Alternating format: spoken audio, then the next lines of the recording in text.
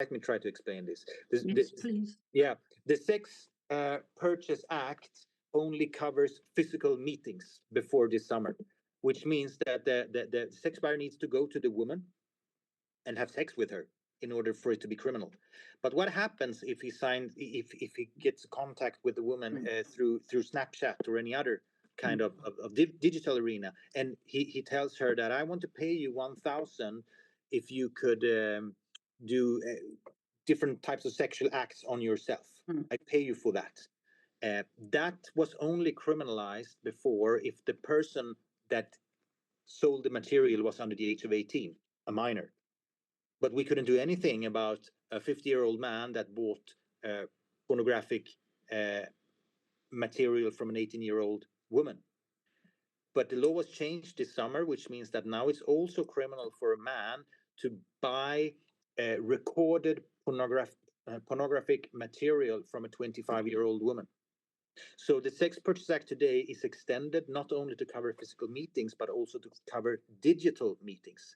So which would be, for example, and the reason for this law was, of course, it sparked out of the discussion about OnlyFans. Of course, that is how it all started. So now at least we can also arrest men who are only buying pornographic material. And also that it changed name from act service to act. Very good. Yeah. Before they changed the name of the law actually. Before we talked about the buying of sexual services. Now that has been criticized because this is not a service, obviously. So now the name is the buying of sexual acts. So I'm trying to reprogram my brain and not to say services anymore, which is not that easy. But when it comes to your third question about how the change of the law was, how it was done, well, basically, our government, you have to have a support from the political party. A majority of the parliament has to support the law. But what was interesting with this new law, the digitalized law, was that all political parties, including the opposition, were in favor. Wow. Yeah. Which surprised me.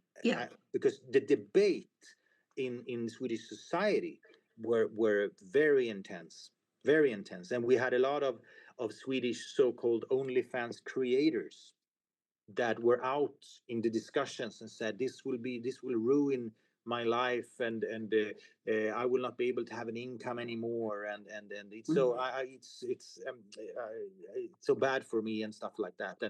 And here, as a police officer, you will have to be quite tough here, because it's the same kind of arguments as with the pro-prostitution lobby, that this hasn't to do with the fact that we had a few individuals that claim that this is a good job for them.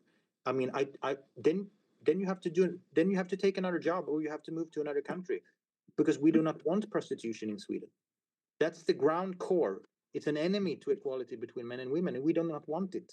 And we will not sacrifice the absolute majority that suffers just because we have a couple of profiles that turn up in the media and say that this law is bad for them.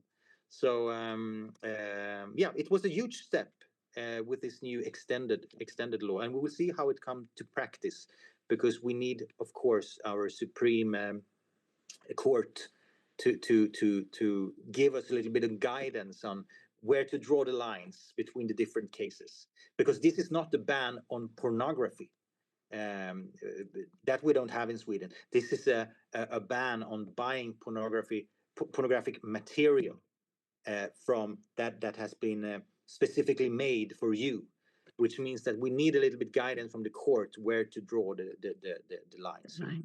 Yeah, thank you. Thank you. Okay, are there any more questions?